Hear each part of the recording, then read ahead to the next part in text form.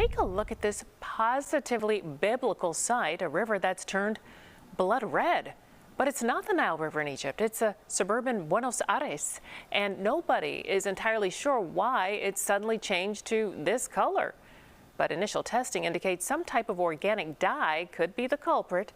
Authorities are looking for whoever might have put that dye in the river. Disbelief turned to sheer panic in the streets of Bangkok as a 30-story skyscraper under construction suddenly collapsed following a powerful earthquake which sent people in Thailand's capital running for their lives. Officials say the 7.7 magnitude quake hit in neighbouring Myanmar, hundreds of miles away, with the epicentre located near Mandalay, the country's second largest city, on Friday afternoon. There, a mosque was reduced to rubble, with worshippers inside, while Mandalay's university was engulfed in thick black smoke.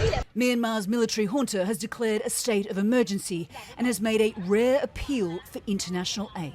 A relentless, once-in-a-generation storm across the central and southern U.S. is now blamed for at least 18 deaths. Here's ABC's Morgan Norwood with the latest. The water is just rushing so fast. Several states seeing dangerous and deadly flooding as this multi-day stretch of destructive weather continues into the weekend. More than 90 tornadoes reported in 10 states, from Kansas to Ohio since Tuesday. In Mississippi, residents say emergency text warnings gave them just seconds to escape with their lives. Without it, my daughter and my grandson would have been in that room right there where there's no wall anymore. Parts of Arkansas hit with more than a foot of rain. First responders wading through floodwaters, pulling people from cars in Texarkana. This family farm flooded, these cows now trying to find higher ground. In Grand Saline, Texas, this man sheltering in his bathroom while the wall of his bedroom was ripped off. I just imagine the pressure that it took to rip that whole wall off the side of the house. In Kentucky, the town of Hopkinsville underwater. Officials say at least a dozen people were rescued from their homes. The estimated news right now, the European Union is actively urging all residents to now stockpile enough food and other essential supplies to sustain them for at least 72 hours in the event of a crisis or war, according to the European Union Commission. The EU Commission released new guidance today that stressed the need for Europe to shift its mindset to foster a culture of, quote, preparedness and resilience. It's an 18-page document, and it comes at a time where tensions between the European Union and Russia are nearing an all-time high. And I'll continue doing this work if TikTok is banned in 10 days on my Instagram, Substack, and YouTube, so be sure to subscribe for free at the link in my bio. The Commission's European Preparedness Union strategy is saying now that citizens should adopt practical measures to ensure that they are ready in the case of a crisis. Quote, in the case of extreme disruption, the initial period is most critical. This is a significant shift in the rhetoric coming out of the European Union and the EU Commission right now, and I want you all to know about it. As always, comment below your thoughts, spread the word, and follow along to stay up to date on all the news you need to know about.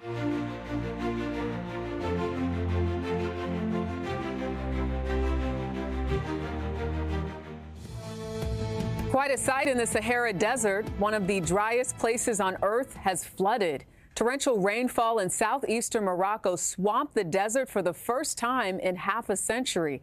Last month, the area received more than a year's worth of rain in just 2 days. Satellite images of the desert. They show a dramatic transformation. The Sahara is shifting green. You can see the influx of color from space. Over the past few months, the region has witnessed heavy rainfall, so plants are growing across the desert, especially in Morocco, Algeria, Tunisia, and Libya. These are generally treeless landscapes. They rarely receive any rain, but now green shoots are sprouting up across these regions. Now, considering the region's history, this is not completely unusual. The Sahara looks like a desert, but when a deluge of rain pours in, everything starts greening quickly. Plant life starts to sprout. Nature responds readily. What's unusual is the rate at which this is happening. The flora may look pretty, but this is a devastating sign of the things to come. Climate change is changing the tracks of storms. In Africa, it has moved the storm system northward. So rainfall in the region has become stronger and more frequent. Within a matter of days, North Africa received a year's worth of rainfall. So typically dry areas like Niger, Chad, Sudan, Libya and Egypt have received more than 400% of their typical rainfall since July. Now there is catastrophic flooding. about 4 million people have been severely impacted, and the Sahara Desert is about 6 times wetter than it should be. Meanwhile, because the storms have shifted, some countries that should be getting more rainfall, like Nigeria and Cameroon, are getting fewer rains. They received between 50 to 80% of their typical rainfall since July.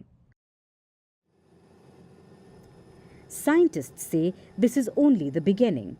Climate change is disrupting seasons, making natural disasters worse and inviting major consequences. So while the Sahara looks fascinating with its newfound greenery, this is no cause for celebration. A dead, rare oarfish washed up on a beach in Encinitas earlier this month was actually the third such occurrence in recent months. The oarfish was found November 6th. Another was found floating in the water off La Jolla in August. But we're now learning of one that was discovered on Huntington Beach in September. The sightings are raising concern among some people that there could be an impending natural disaster. According to Japanese folklore, oarfish sightings were followed by a major quake during the 17th century. And as recent as 2011, there were multiple oarfish sightings along the Japanese coast before the big quake that led to the Fukushima nuclear disaster. What are you doing? What are you doing? That's an oarfish. They've almost never been seen live. They live a mile deep. Come up here and die. Oh. This is amazing. Yeah, that is amazing. It's the smallest one I've ever seen. Yeah, I heard it was something.